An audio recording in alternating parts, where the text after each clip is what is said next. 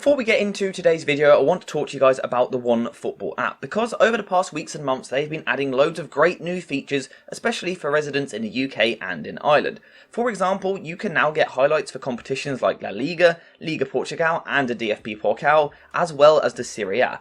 On top of that, there is full coverage for the Serie A, which again is those highlights but also the league table, and a game which you can watch live for free every single week.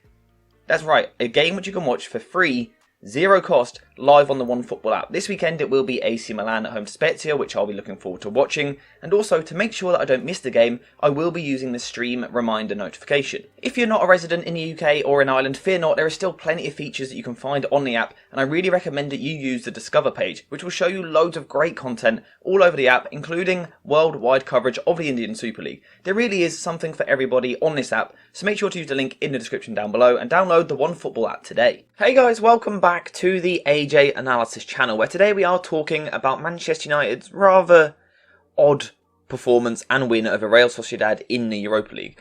But before we get into that, I just want to say please subscribe to the channel. We are so close to 10k.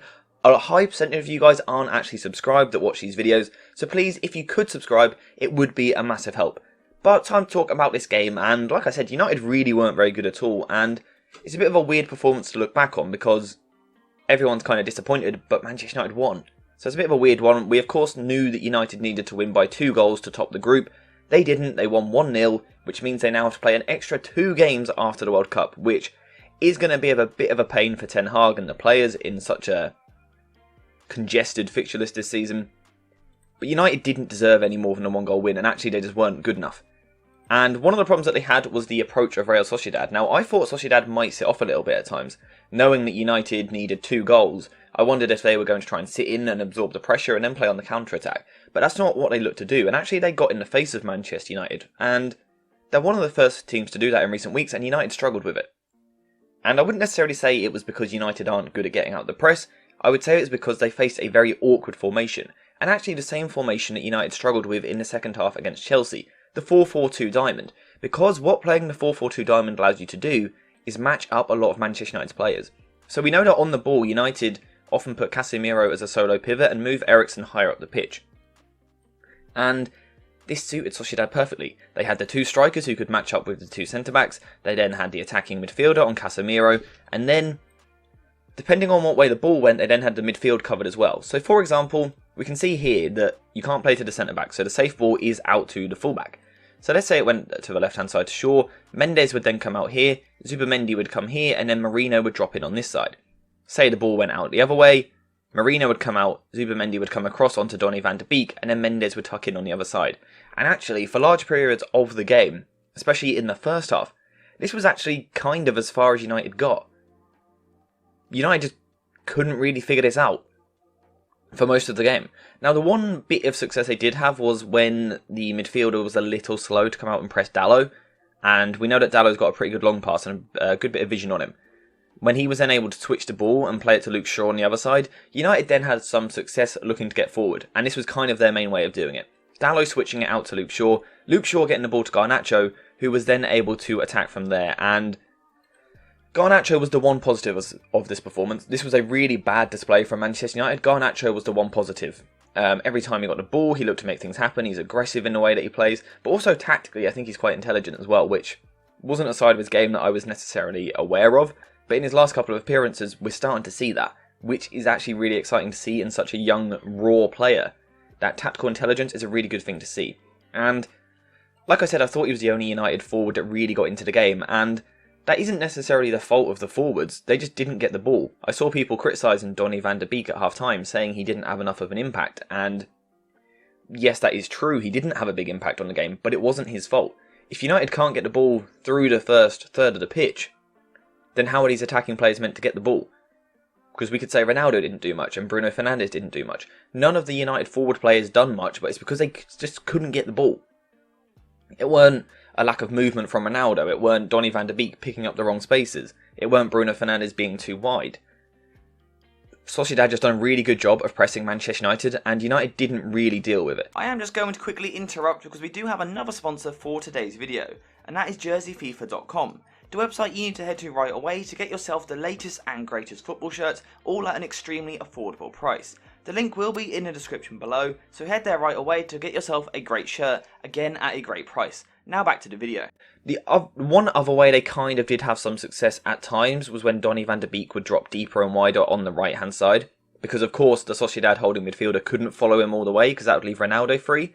So at times United could create the extra number like this, giving Dalot a bit more time on the ball, but we really just didn't see it very often at all. Another one of the reasons that United struggled was because a couple of important players just had an off game, and of course that does happen. These are humans at the end of the day, they're playing almost 3 times a week at the moment. Players are prone to bad performances, and unfortunately for Manchester United it was 2 of their most important players that weren't at their best. Casemiro wasn't as controlled on the ball as what he often is, and Christian Eriksen had a really poor game actually.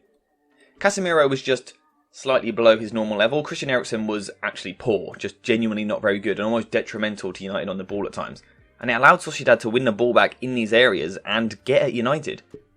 Sociedad were the far more threatening team in this game. And actually, as a result, Manchester United were forced into a lot of defensive work. The likes of Lisandro Martinez, Lindelof, Luke Shaw, Dalot and even De Gea were called into question on a regular basis. But probably, I was saying Garnacho was the only positive, probably the other positive for Erik ten Hag was once again how good his defence was.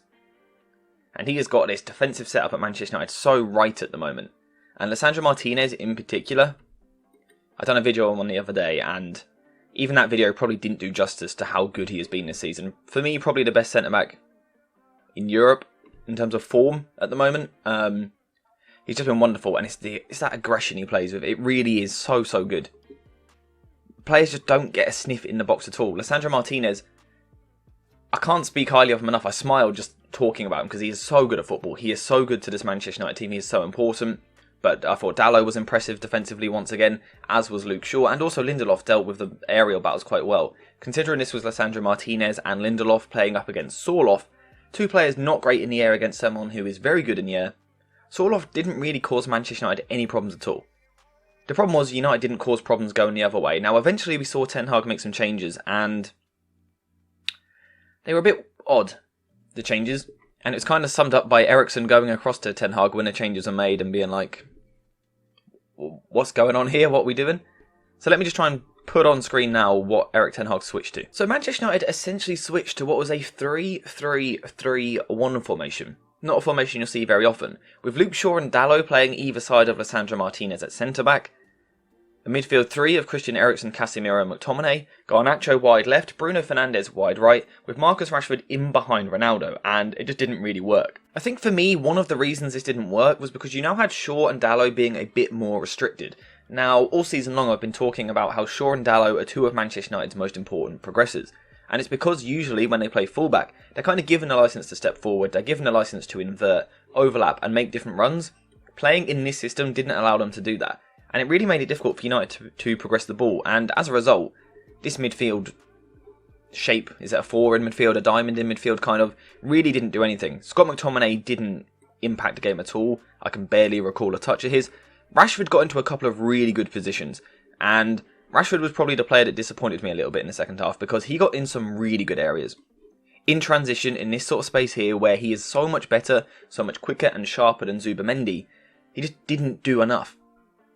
There was a couple of situations where he beat 2 or 3 players but then just didn't release the pass at the right time, and then another time where he was just a bit poor on the dribble. He still looked confident in what he was doing, which is good to see, but he just lacked that quality, and that ultimately kind of cost United.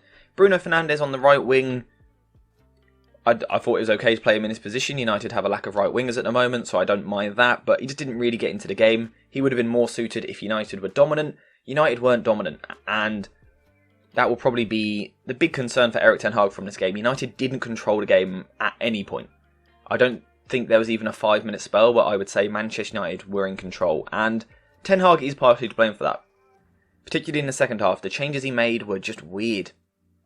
Now, what I don't get is mainstream media's view on it, saying that Manchester United were absolutely brilliant in the first half. Ten Hag changed it and completely ruined them.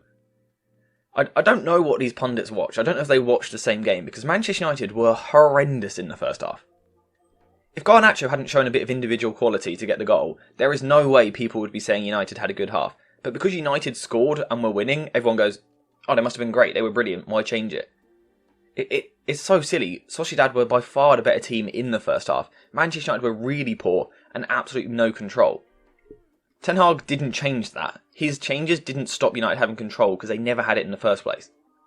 So yes, he deserves criticism, but not for the reason that the pundits are saying. They just waffle half the time. But yeah, Ten Hag, his in-game management, I wasn't too impressed with it in this game. I will be completely honest with you. And I think it's something that he probably needs to work on as a manager. It would help if he had a bit more of a squad to work with. Having the likes of Martial, Antony and Sancho all out doesn't help. Rashford kind of nursing a bit of a knock. Things like that, of course, don't help the situation. But I just think he could have managed it a little bit better. Going to this 3-3-3-1 shape wasn't the move for me. And then eventually putting Harry Maguire on up front to play with Ronaldo in what was then like a 3-3-2-2. It just felt a bit chaotic. And probably how I would describe Manchester United tonight. A bit chaotic. No real calm, no real control, no real tempo being set. And therefore no sustained dominance, no territory. And really just not a very good performance from Manchester United. But in terms of moving forward, they remained unbeaten. It's another clean sheet. Another win, importantly. I think that's good for momentum. United now need to take that into the weekend, but they will need a better performance against Aston Villa in the league, then in the Cup, and then against Fulham in the league. United need to finish strongly before the World Cup, and the performances do need to be a little bit better than what they have been in the past 2 games. But the way of looking at it is United did win those 2 games, so there's positives, of course, as well. But let me know what you think in the comments down below. Did United disappoint you? They did. They probably did, realistically. United weren't very good. What do you make of the whole situation now that they've got to play 2 extra games after the World Cup? For me, it's a bit of a nuisance. The squad don't need that. The squad isn't big enough for that. United now have to deal with it, though. But yeah, let me know what you think in the comments down below. Thank you guys for watching. Make sure to subscribe to the channel before you leave, and I'll see you in the next one.